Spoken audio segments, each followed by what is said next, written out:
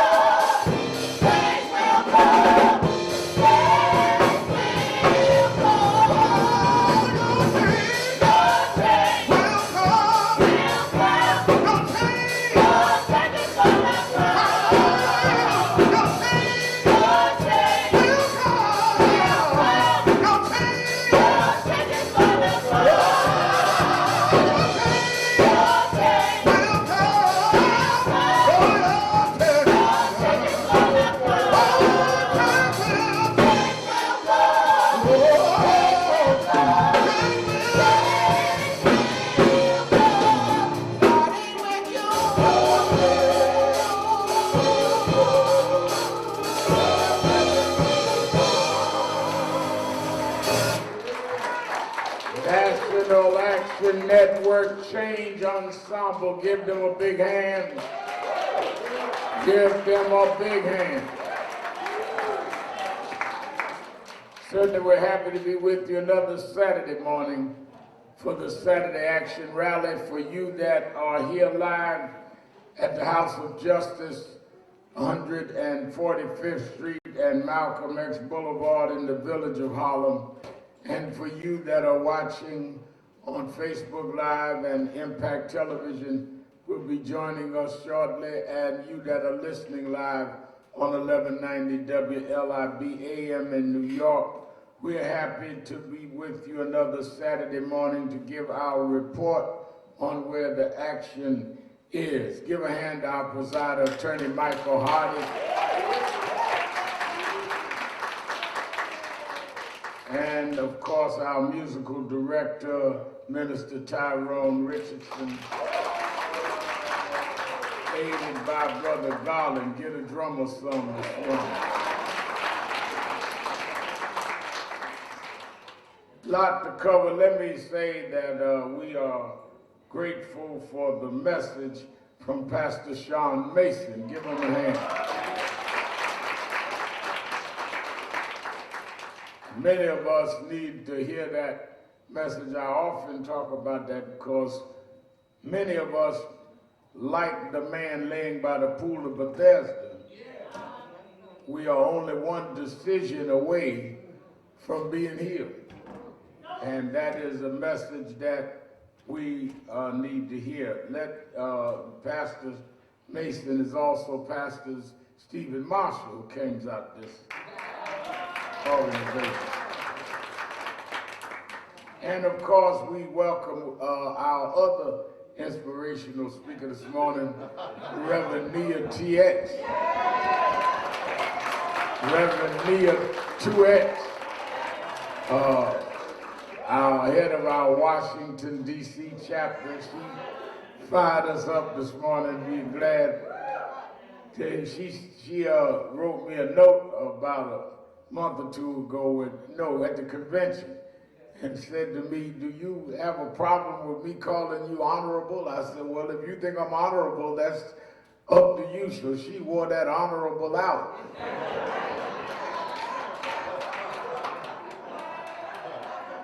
So when we have our greetings at the end of the rally today, I want y'all to come and fist bump me and tell me I'm the honorable Rev Sharpton.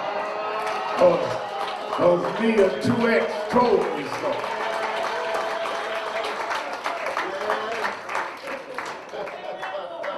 Leah told me and I believe it. All right. Now, I also want to say that we are glad that we heard from our Youth Huddle spokesman. Give Brother Diallo a big hand. One of the things that I think the magic of Youth Huddle that Ashley and some of the young people started, Dominique, is that they are organizing youth. The reason I say that is there is a misnomer. I want y'all to get this real clear. There is a misnomer that you are a youth leader if you're not leading anybody. What makes you a youth leader is if there's some youth following you. Folk we talking about let the young folk in the room. Yeah, if they are speaking for young folk. Just let you in the room because you young and everybody else in the room is leading somebody, but you is tokenism. You got to be able to prove you are speaking for more than yourself or you don't belong in the room. And what they do on Monday nights is bring in young people and build up their ranks so when they speak, they are speaking for young people. I get tired of all these folk out here calling themselves leader and ain't nobody following them. The opposite word of leader is follower. If you call a march and nobody came and you go down the block, you having a walk. You're not having a march.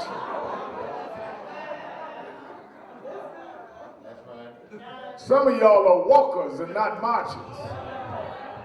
Some of y'all are youth and not youth leaders.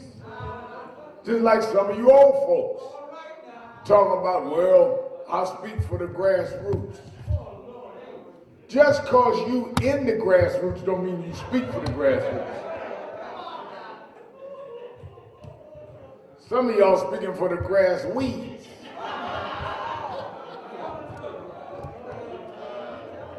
There's a hashtag.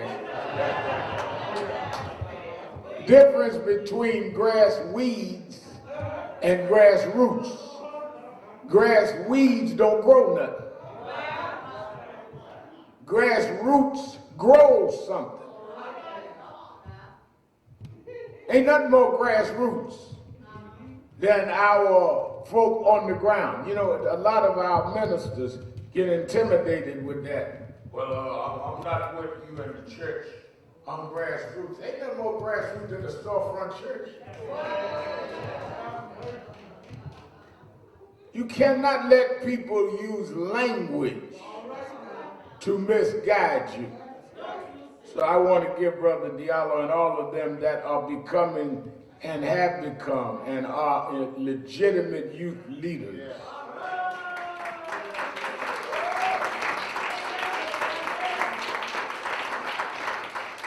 And build up their ranks by building up the youth department and youth huddle, so you're speaking for more than yourself.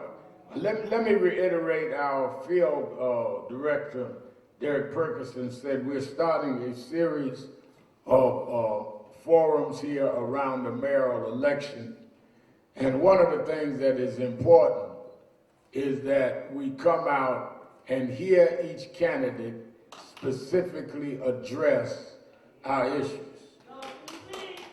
I'm going to moderate the mayoral forum on the 25th the 25th is the first year anniversary of the death of George Floyd. And I think there's no more appropriate date than to have the mayoral candidates address the issue of policing and gun violence than on the anniversary of George Floyd. They will be here. He has given you the other dates, and you should be here to hear from the candidates. I watched a little of the New York 1 debate the other night, and it is interesting to me that a lot of us are picking candidates based on who we like or who's attractive, rather than who addresses our issues and has the management skills to run the city. Let me tell you something, the difference between somebody that know how to talk and somebody that know how to make the trains run. Just because somebody got a good sound bite don't mean they know what they're doing. I remember when I was a kid, my mother, who grew up and born and raised in Alabama, my mother was an excellent cook. But my mother didn't sing well. And she could beat anybody in the kitchen, but she didn't sing well. Well, when I was a teenager in Washington, I dated a girl that could sing well, but couldn't cook.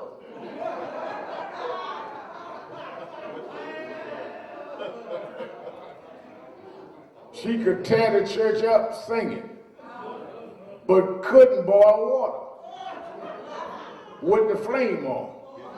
So you got to know what it is you can do.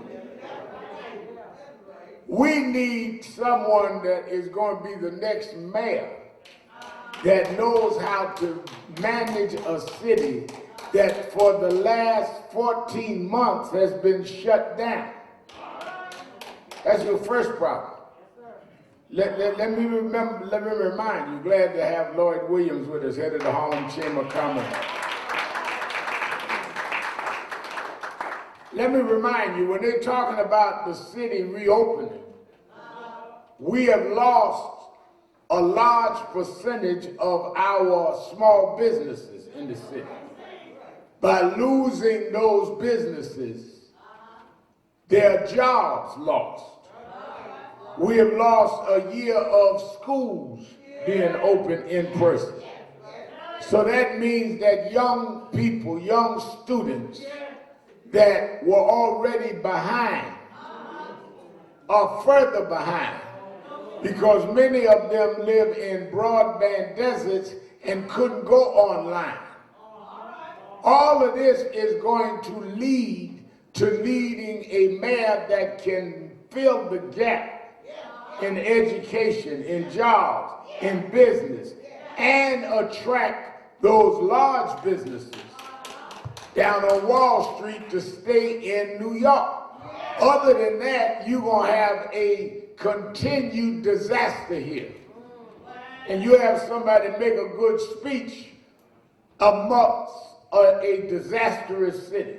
So I want y'all to be real clear on that.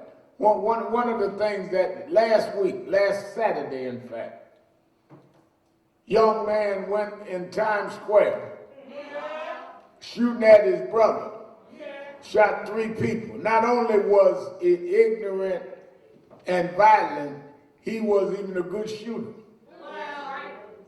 Let's welcome our Impact TV family tuning in. And the irony to me of that, when I heard about it, I had gotten off my MSNBC show and I saw the news flash.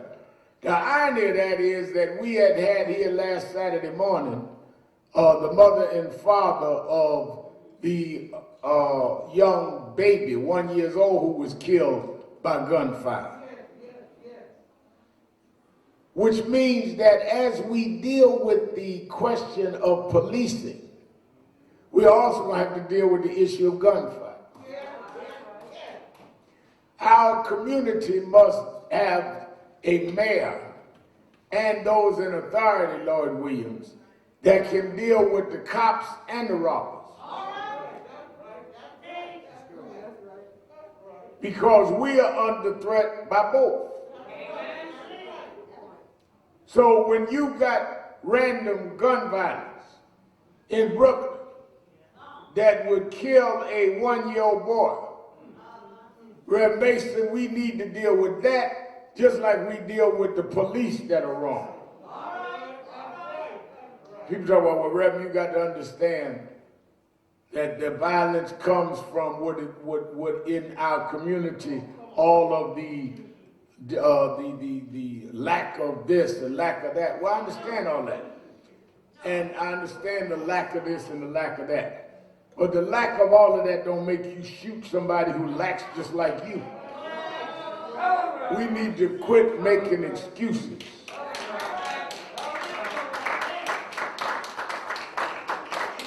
If you're in a community and suffering from discriminatory behavior, then why are you shooting other people that are suffering the same discrimination? That needs to be dealt with.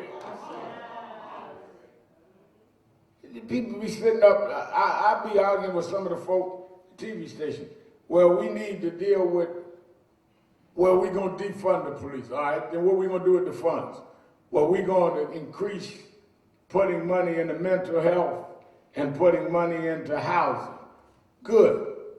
Who appoints the head of mental health? The mayor. Who appoints the head of housing? The mayor. Who appoints the police commissioner? The mayor. So what are you changing if the same person that appointed what you don't like over here is going to appoint what you like over here? You don't elect the head of housing. You don't elect the head of mental health. So research what you're talking about before you start talking like you got good sense.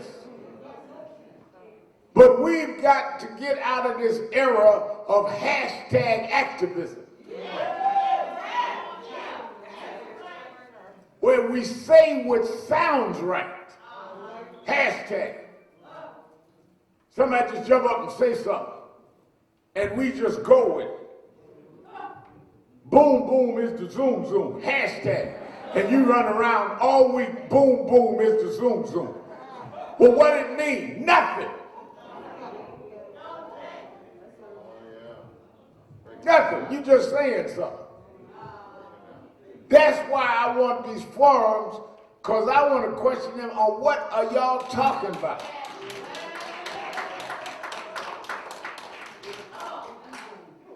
If you don't think things out, you will end up supporting things that are not in your interest. That's why as we are dealing with this whole George Floyd next weekend, as announced in Houston on Saturday and in Minneapolis on Sunday, we'll be commemorating the first year anniversary weekend. George Floyd's assassination, George Floyd's killing, his lynching by knee, brought to the world something that we've been fighting for decades, and that is policing that was excessive and illegal. When you heard Dawn Jones talking this morning about Alberta Sproul, she was killed with a police no-knock invasion.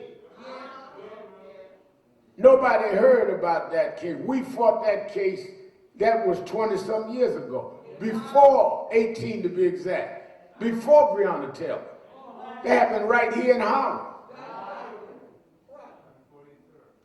143rd Street.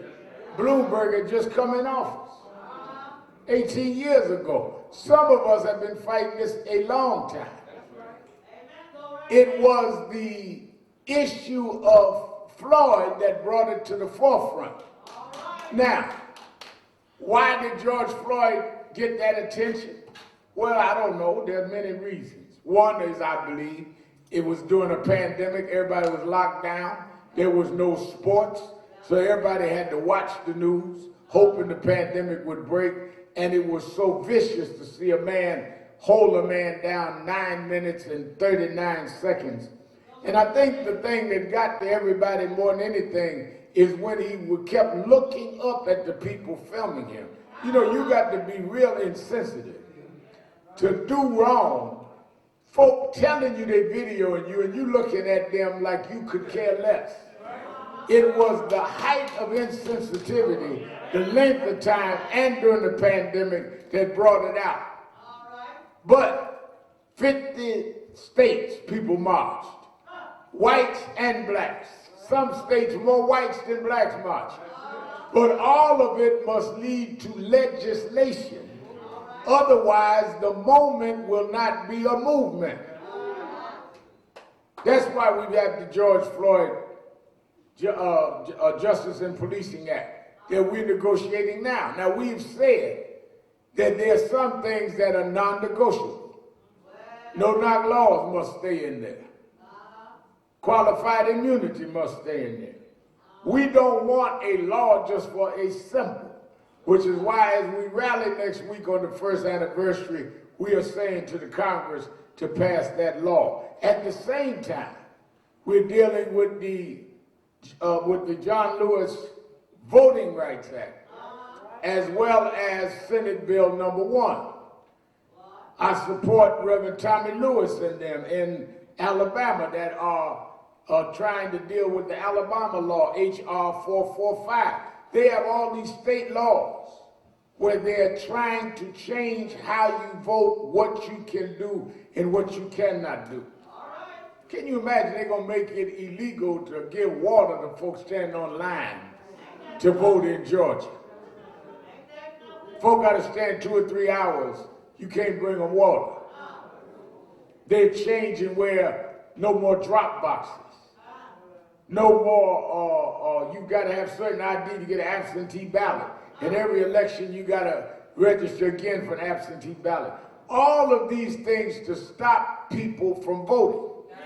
Why are they trying to stop you from voting? Because when they saw the unusual turnout last year, they said we've got to cut the numbers down because we can't win if they vote like that. And then you got some of you super militants running around here talking about vote don't mean nothing. If it didn't mean nothing, they wouldn't be changing the laws everywhere.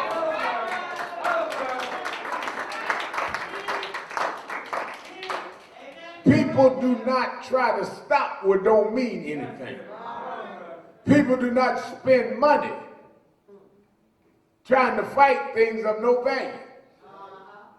If somebody broke in your house, the only thing they're going to steal is something of value. They're going to take your jewelry. They're going to take something they can pawn. They ain't going to take your cleaning rag. I grew up in the hood. I ain't never heard nobody break into somebody's house and take the cleaning rag.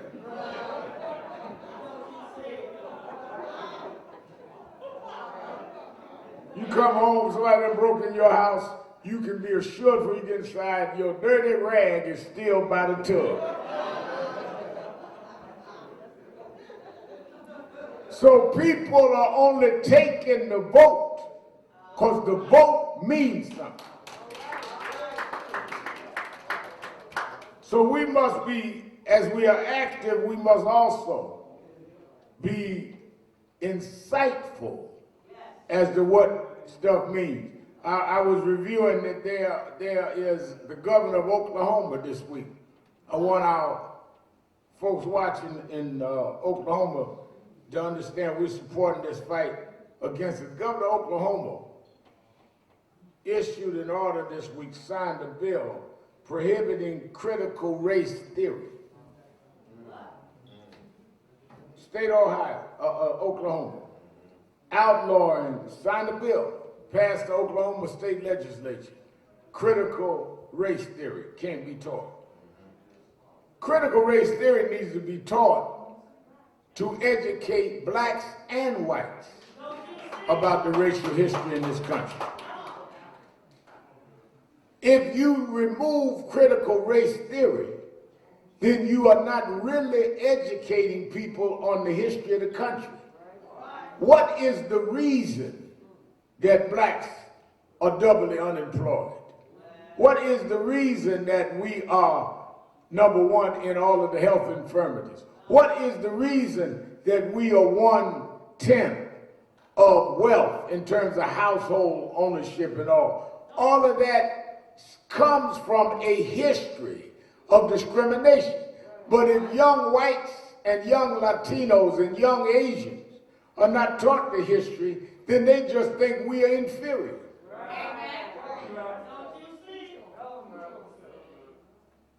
They got the Kentucky Derby the other week. If you started the Kentucky Derby and you gave one horse a 30-yard advantage and said the winner is who gets to the finish line first, it is not a fair race if one of the horses was given an advantage. What has not been taught until critical race theory is the advantage others were given over us. Yet we were expected to get to the same finish line at the same time. So that is one of the things we're dealing with in Oklahoma that's going nationwide. That's why I was telling some of my friends last night, some that visiting us today from ITG, that's why Nan has taken this position against them banning menthol cigarettes. Not that we endorse cigarette smoking, we have a cessation program. But how are you going to ban what blacks smoke and not ban what white folks smoke? I mean, think about that. Cigarettes are so bad, we got to ban them because blacks are 85% menthol smokers. Okay. So does that mean 85% of whites smoke Marlboros or something else? Yeah, well, why ain't you banning that? Well, maybe because the Marlboro man smokes and the Donald Trump man, so you don't want to mess with them. You're going to mess with us. So let me get this right. We too stupid to take care of our health. So you got to make it a law. But whites are responsible enough to know how much to smoke. And at the same time, you want to decriminalize marijuana. So let me get this right. Junior can smoke a joint, but grandma can't smoke a Newport. And you call that progressive. Somebody as young as Brother Diallo can go out and get a blunt. Some of y'all know what a blunt is. Somebody yell, come on now, that's marijuana.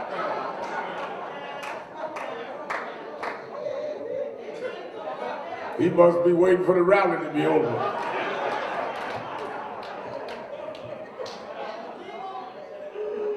I said, blunt, he woke up and said, come on now.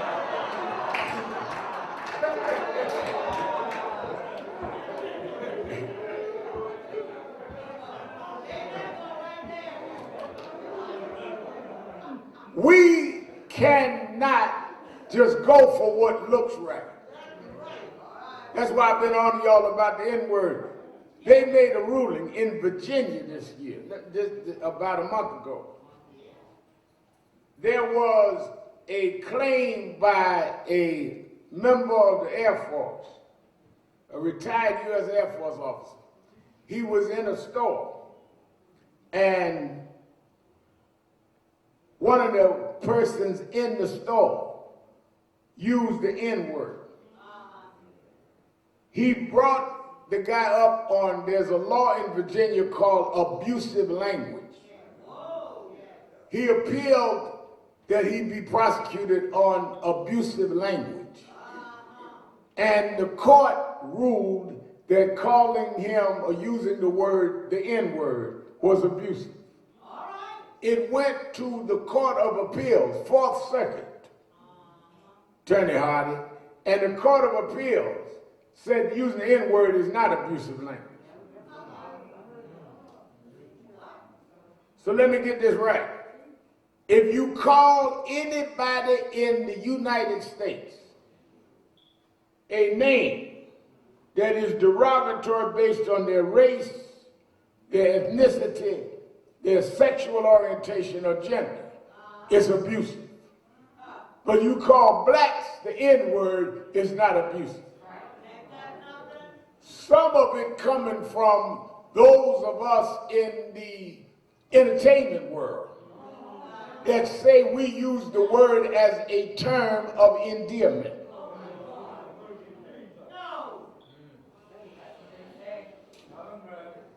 They got two things.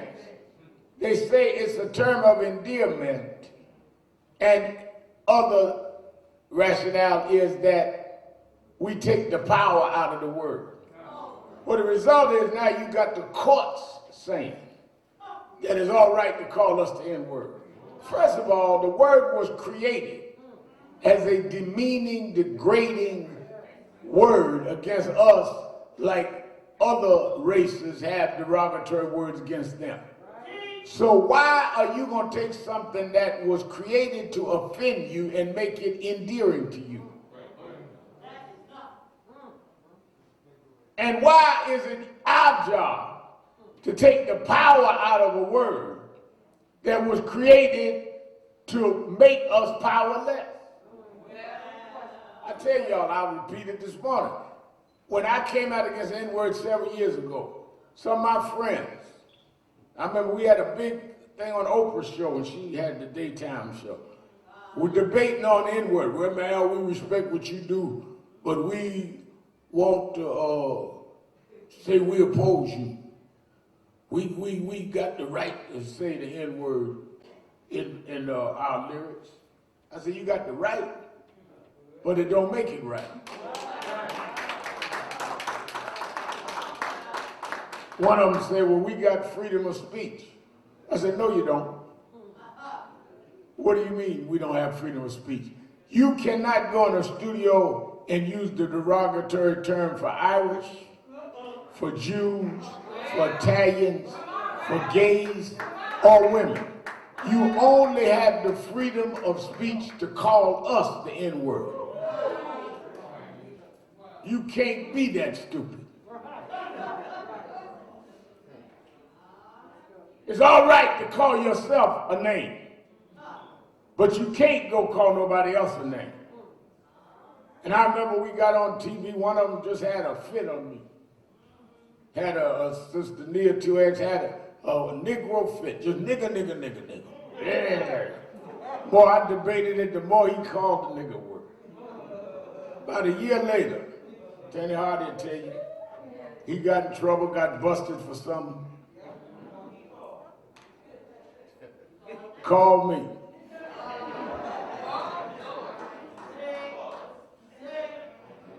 Rev Mal, I said, yeah. He said, man, I got a little issue. I said, yeah, I read about it in the paper. He said, yeah, I need your help. I said, you need my help? Yeah, they violated my civil rights. I told them niggas ain't got no civil rights.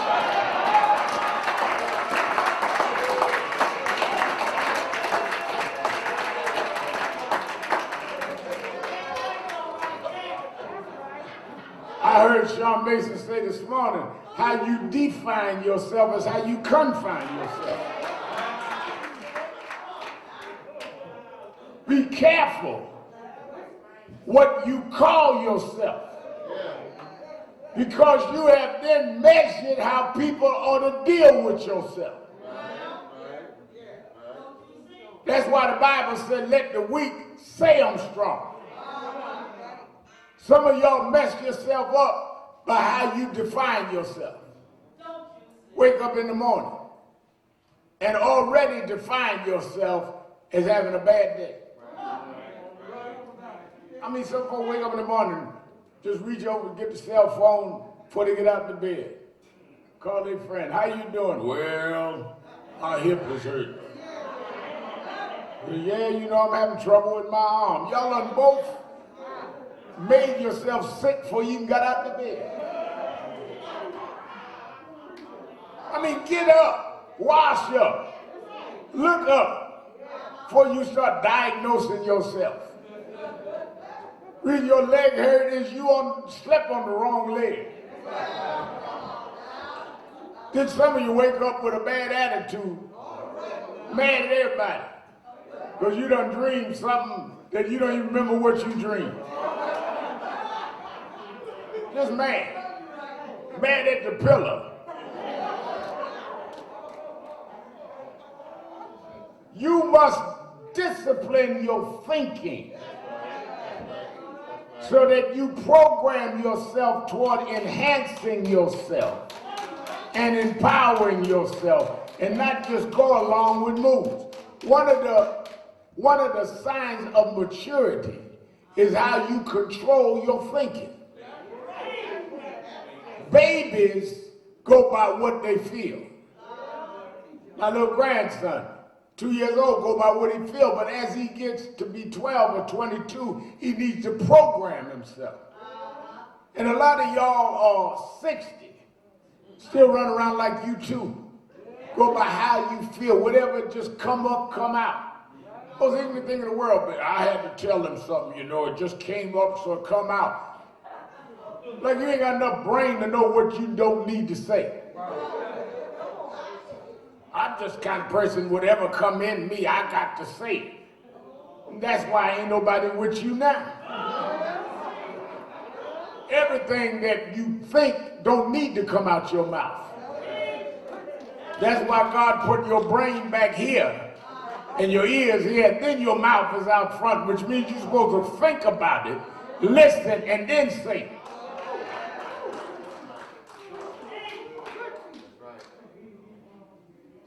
We make the wrong things appear right because it sounds right. And that's why when I was watching this mayor's debate and when I hear them arguing in the Congress, I'm saying think. Can you imagine that this week they removed a woman from the third leadership position in the Republican Party in Congress because she refuses to go along with a lie. That's how far off we done got. Now mind you, now she's a conservative. She voted 90-some-odd% with Trump. They replaced her with a woman from upstate New York that only voted 78% of the time. But they had reduced the Republican Party to a cult, where either you worship at the throne of Trump or we're going to kick you out. There's something sick about that. This woman is Dick Cheney's daughter. You can't get more right-wing than Dick Cheney. But if she would not go with Trump, they dismiss her. That's why I keep telling you, we cannot get caught up in personality. We must be caught up in principles. Some of y'all join churches based on the personality of the preacher rather than whether the word he's preaching is solid. Well, I go to Rev so-and-so's because I just like him. Well, he ain't saying nothing. Well, I just like how he say nothing.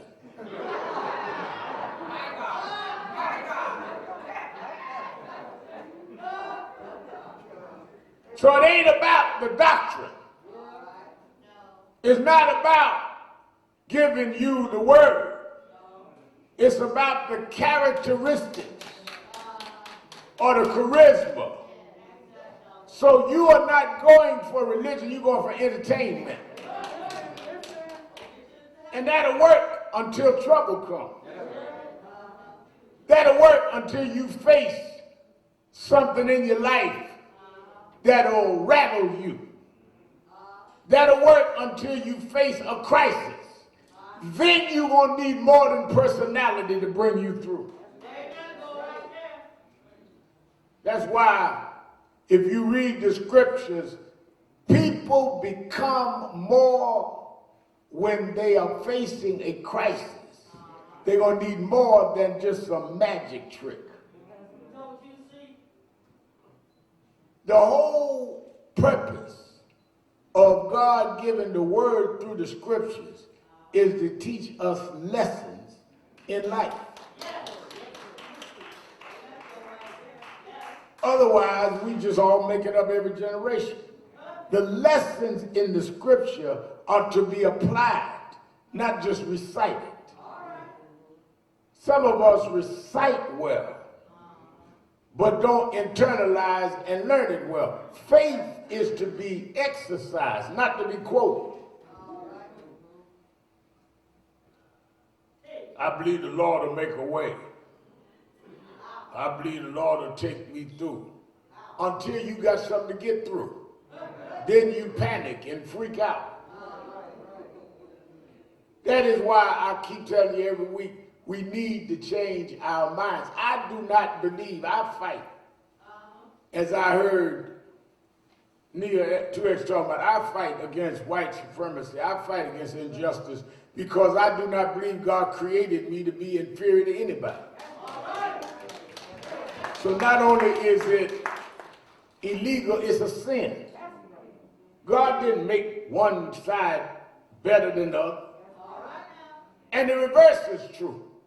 I don't have to hate anybody because they hated me. I work with everybody. People ask me, why you fight against Asian hate? Because it's wrong. Why you fight for Latinos? Because it's wrong. Why you say you can't discriminate against gays and lesbians? Because it's wrong. Well, I'm not going to no bathroom with nobody transgender. What, just stand outside and hold yourself?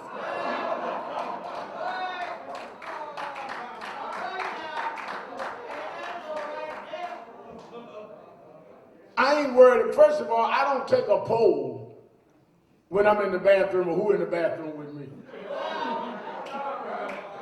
I mean, y'all just getting all this ignorance. I don't want nobody in the bathroom with me transgender. I'm at an airport or I'm at a public place. Like you gonna go in there and everybody stall and find out who they are. For all you know, you already done been in the bathroom with somebody transgender. And while we discussing it, I ain't too sure what you are. I mean, that's how ignorant it is. How do you know who you in the stall next to? Take care of your business and go on about your other business. But we get tricked into these cultural wars to distract us from what we really ought to be dealing with. And that is equal protection under the law and equal opportunity for everybody, and let people live their lives.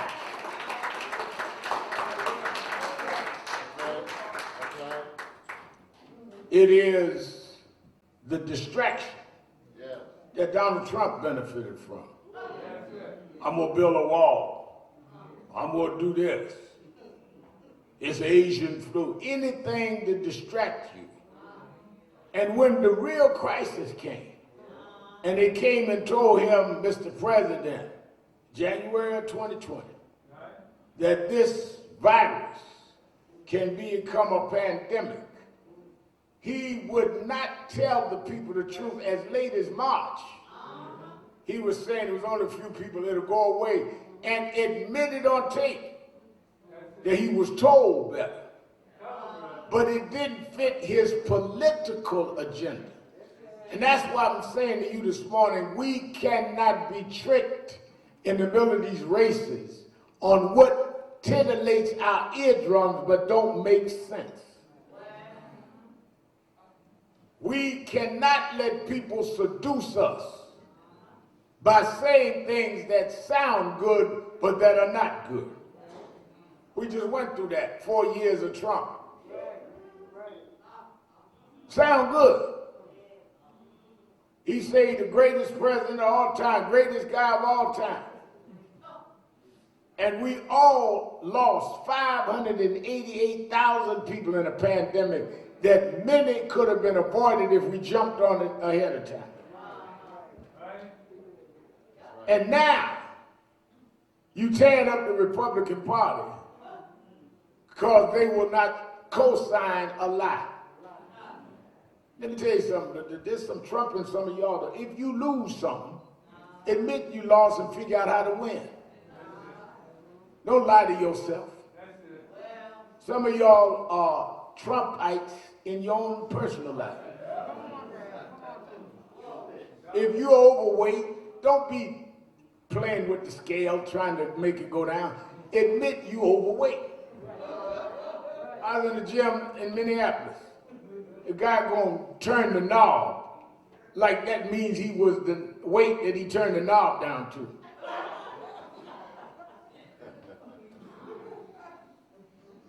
Face your wins and your losses. It's no disgrace in losing. It's how you deal with losing in life. And if you can handle losing, then you can win. But you'll never be a winner until you learn how to lose. We are in battle in this country to change this country for the better. Why? Because we are in the country, and if the country is going to be better, it will better us. Well, Rev Al, I don't think things have changed. Yeah, they have. And they changed because people paid a price, and we've got to keep the change going.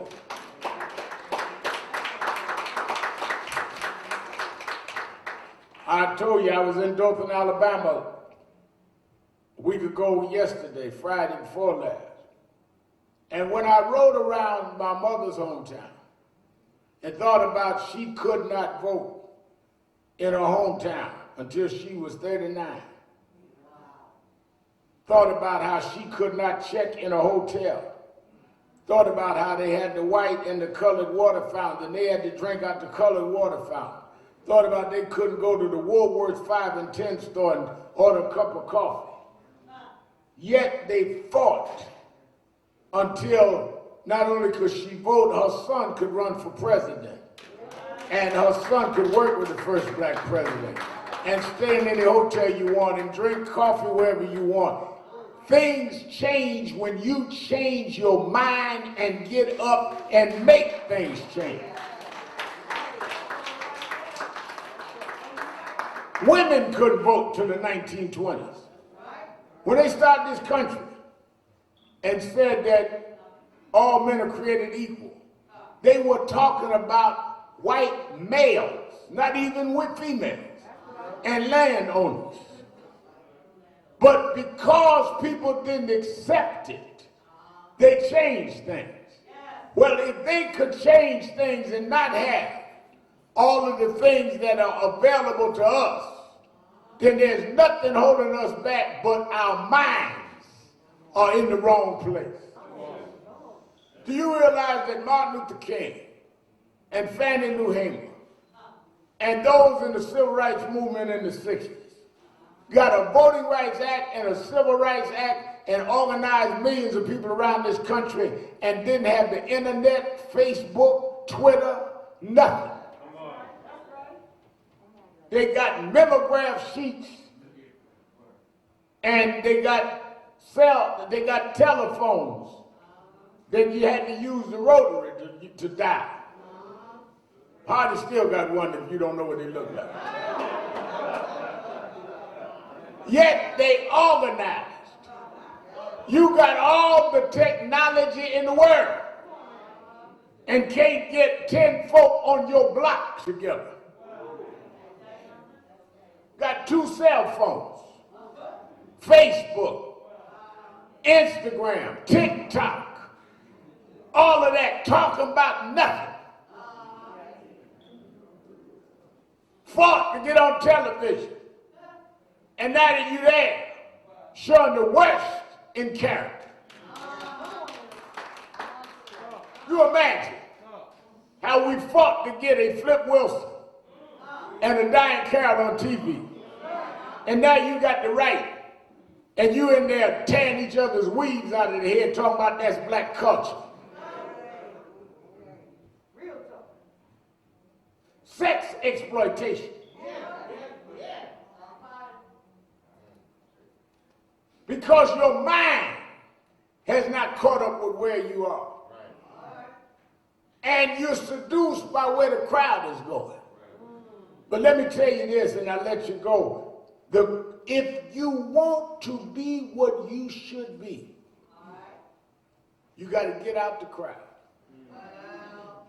Your deliverance, your salvation is when you're strong enough to break out the crowd. Because the crowd is usually the ones that are going the easy and wrong way. That's why the word says that the road to destruction, there are many followers. But the road to glory is a traveler every now and then.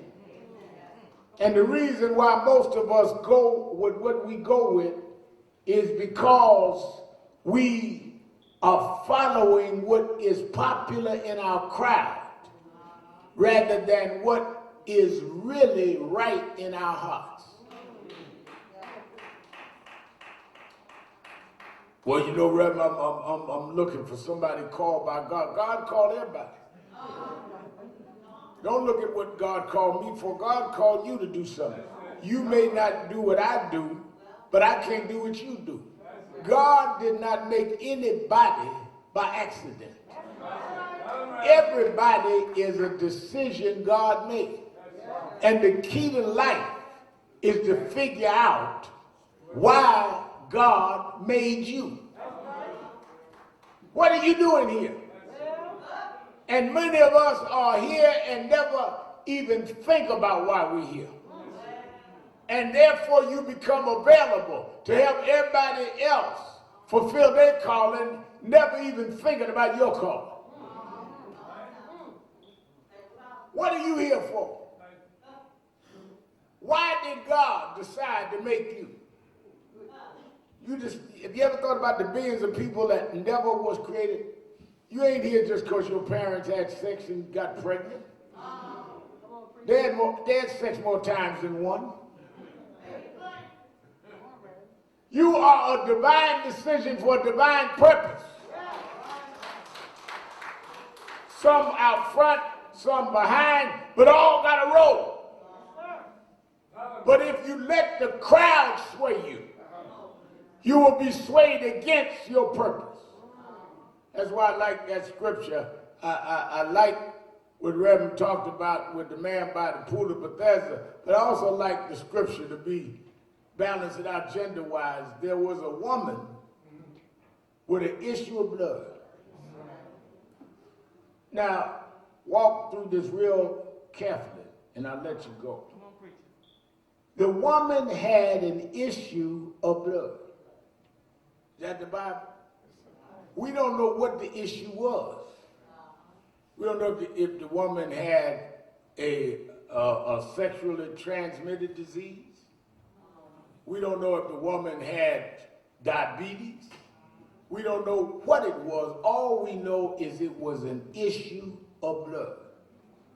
And the woman had tried many ways to be healed. And the doctors and the medical experts couldn't heal her. She got in the crowd. Now watch this. They never asked her in the Bible what her background was. Never asked her, did she go to church every Sunday? Never asked her if she studied theology. All we know about her is she had an issue of blood. What am I saying? If you are doing God's work, people don't have to qualify for you to help them. All you need to do is recognize they need the help. We went for the George Floyd case. Case was over. Got the verdict we wanted. They set 10 miles up. They shot a boy. Will you go help? I didn't say where did he go to school. I didn't say what was his grades. I didn't say did he come from a two-parent home. You are called to serve, not to judge. Nobody in the Bible did Jesus interview him before he healed him. Nobody. And the woman got in the crowd, and her faith told her then you may not get an audience with Jesus. You may not get an appointment with Jesus. You may not even get a conversation with Jesus. But if you could just touch the hem of his garment, there's healing in touching the hem of his garments. And she broke through the crowd. I imagine the crowd was annoyed. What is this woman pushing us for? Break through anyhow. They laughed at her. This fool thinks a garment's going to save her. Break through anyhow. They going to laugh at you. Break through anyhow. They going to ridicule you. Break through anyhow. They going to condemn you. Break through anyhow. If you could break through the crowd, the healing is when you break through. Some of y'all miss your healing because you miss your breakthrough. If I can break through, I can be healed. That's the same thing he was talking about, this man laying by the pool of Bethesda, laying there 38 years with the crowd. He read it. I've been laying there 38 years. Nobody helped put me in the water, complaining. Angel come, trouble the water. Nobody helped put me in the water. That's some of y'all today. I ask you what's wrong with you. You blame everybody but you. This one didn't help me. That one didn't help me. I often think about that, Reverend. What do people laying around the pool 38 years talk about? They just confirm each other's infirmity. I mean, what are you laying around talking about 38 years? Other than y'all sitting up having a pity party by the pool. And that's what's wrong with some of y'all. Man, it ain't never gonna be right. Man, they just ain't fair to us. Jesus came by. He didn't say, let me give you the history of how unfair they've been. He said, do you want to be made whole? Well, you know, Jesus, I've been laying there 38 years. Ain't nobody come by and help me. That old preacher, I used to give him the tithes and offering. He didn't come by and see me. Lady in the choir, even was with the Saturday morning ensemble. She didn't come help me. Jesus said, do you want to be made whole? There ain't but one question. Do you want to be healed? Yeah.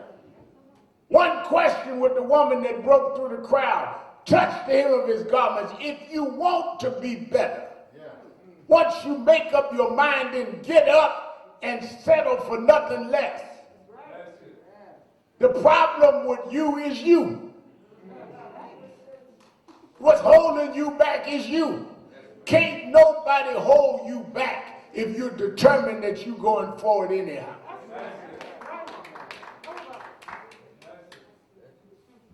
My mother, when my father left, raised me and my sister on welfare with food stamps.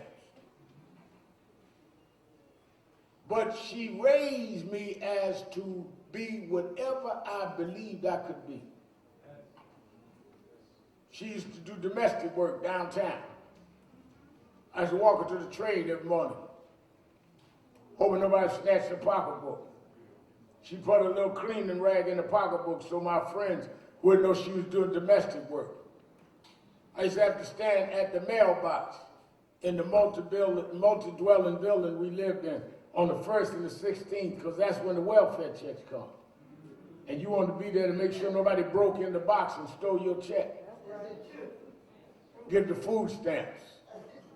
Folk be telling me sad stories. I had food stamps too, Reverend. I said, what color? If people can't tell you the color food stamps they got, they fronting on you. But my mother would tell me, walk into the subway. Life is not about where you start. Life is about where you're going. And don't let nobody tell you, son, what you could be. God made you special. God made you to do something. You can be somebody. And I went further than anybody in my family. I went to Brooklyn College. And I remember I was studying sociology at Mason. And the sociology teacher said, we're going to start studying the disadvantaged. People that come out of single-parent home, people that come out welfare and food stamps and live in subsidized housing. Yeah. I said, he talking about me. Okay. Because I never thought I was disadvantaged because I wasn't raised to think I was disadvantaged. As you think, so are you. Quit teaching yourself. Quit teaching your children they are less than. Teach I am not responsible for where I start, but I'm going to be responsible for where I finish. I may not be responsible for being down, but I'm going to get up. And if I don't have the strength to get up, I'm going to roll over and look up till I can get enough strength to get up. But I'm not going to lay here any longer. There is a God that told me if I break through the crowd, if I can just touch the hem of his garments, he'll make a way out of no way. As long as there's a God, there's a way for me to break through. I'm on my way now. I don't care what the Democrats or Republicans say. I'm going for my breakthrough. It's breakthrough time. It's breakthrough time. Get up off your bed. It's breakthrough time. Stop thinking inferior. It's breakthrough time. Stop looking down and look up. It's breakthrough time. If you are ready and change your mind and change your heart, God will make a way. God will open doors. God will certify. How do I know? Because he's done it for me. Beings of heaven, as I go through these wilderness below,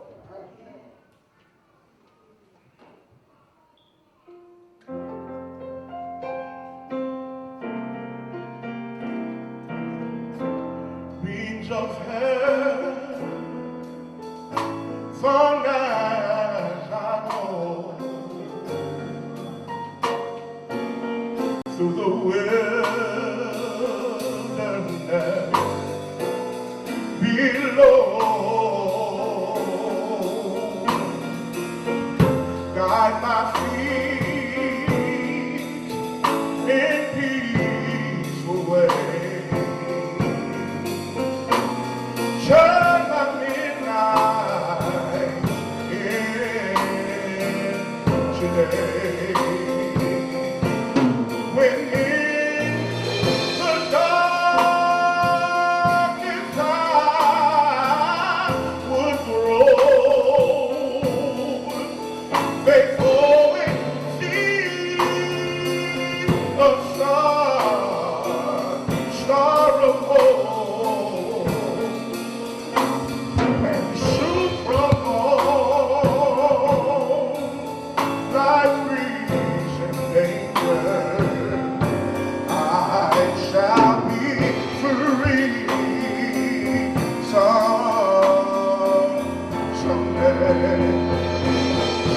I do not know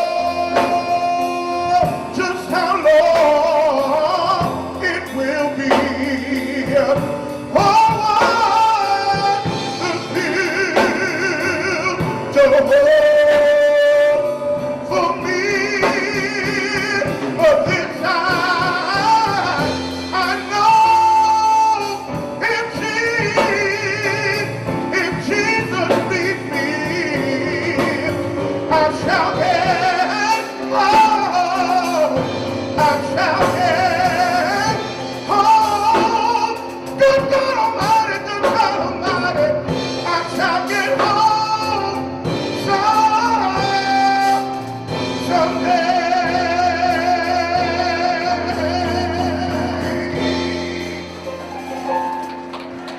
everybody's singing. Everybody's singing. Everybody's singing.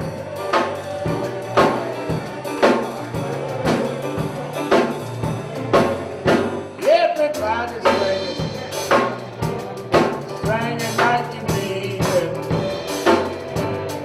Singing like you mean it.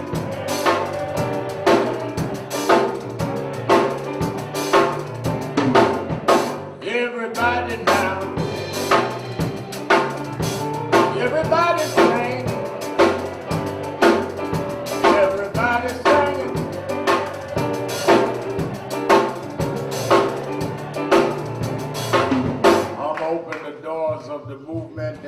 someone here this morning that hears us on the radio, watches us on television, but never joined National Action Network. If you're here this morning and not a member, there's not a better day to join than right now. All you have to do is come down to me and we'll sign you up to be part of our organization. Come on, everybody now. Everybody sing. Everybody singing.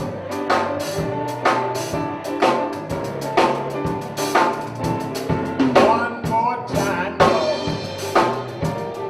One more time, y'all. One more time, y'all.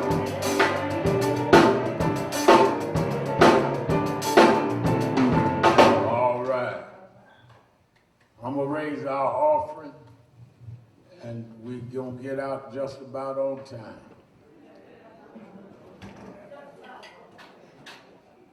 Now, I want you, as Brother Ferguson has announced the forum, that you must be here on time or early to get a seat. Do not come late and talk about you are a member and expect folk gonna get out the way and give you a seat. Hello? So I don't want y'all harassing the security. I'm a member, I've been here since they started. Then you knew since we started, we start on time. If you've been here that long, act like it. Right, right. There ain't no reserved seats for old members. It's be here on time. And we're going to really hear from the candidates. I'm going to question them because we need to hear substance, not hashtags. Substance, not sound bites. All right, I'm going to raise our offering. I'm moving quickly so I can let you go. I say 9 to 11. It's already a little after 11, so let's move quickly.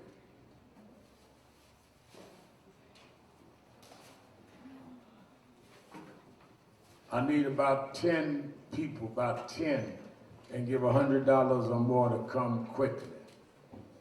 Guardians, $100. Nan Welcome Committee, $100. Brother Lloyd Williams, $100.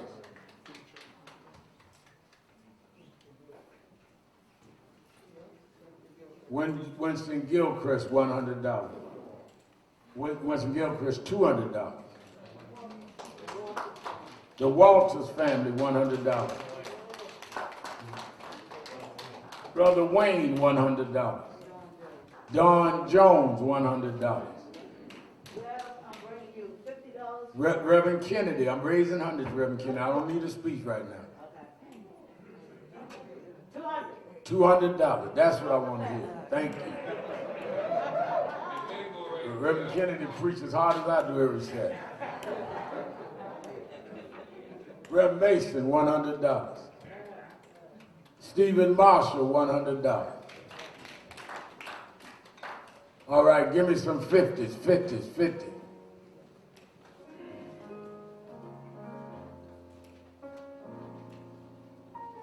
Oh, Brother Gregory Roberts, 50. Brother David, every week, $50. Brother Ponder, $50.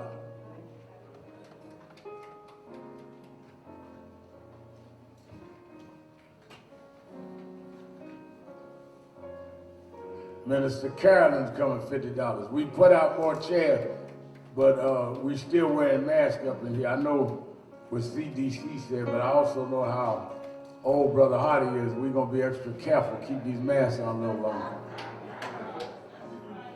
He's in that age group that Minister Carolyn, $50. All right, 20s, 20s, 20s, 20s.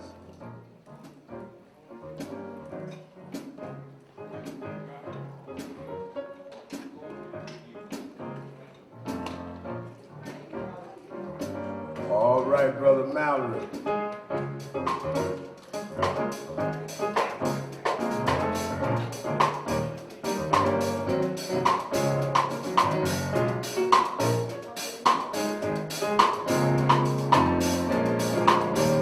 Brother Dawson. Now everybody, whatever you have, $1, $2, $5.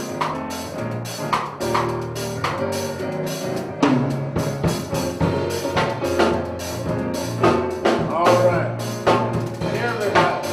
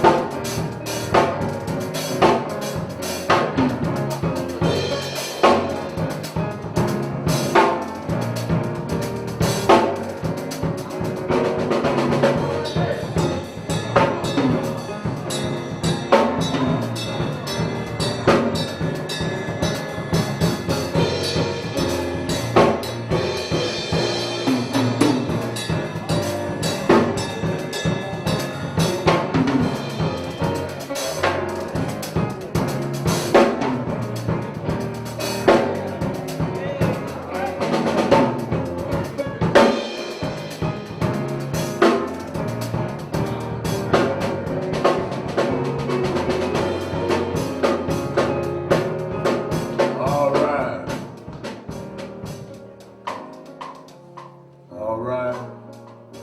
Is Jamie Bland here? Arthur Robinson here? All right, May birthdays. May birthdays, come on up. Kathy, come on up. And May birthdays. All our May birthdays. Come on, Brother David. Come on, come on, come on, come on up. Sister Word, Rachel Bloomfield, Darrell Johnson. Come on, y'all stand on up. Sister Leah 2X. Come on, step on up. These are May birthdays. Kathy turned, well, I can't tell it, but she turned. Come on. Happy birthday to you. Come on, Minister Cal. Happy birthday to you. Happy birthday. Happy birthday. One more time.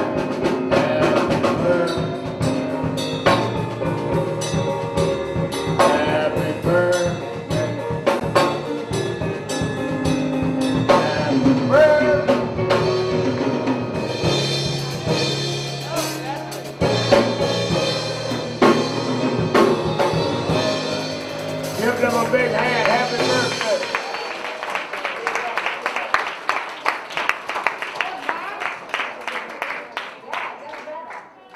Yeah, they waving at that. When you gotta wave the cake, when you gotta wave the candles and can't blow them, you know about how old they done got.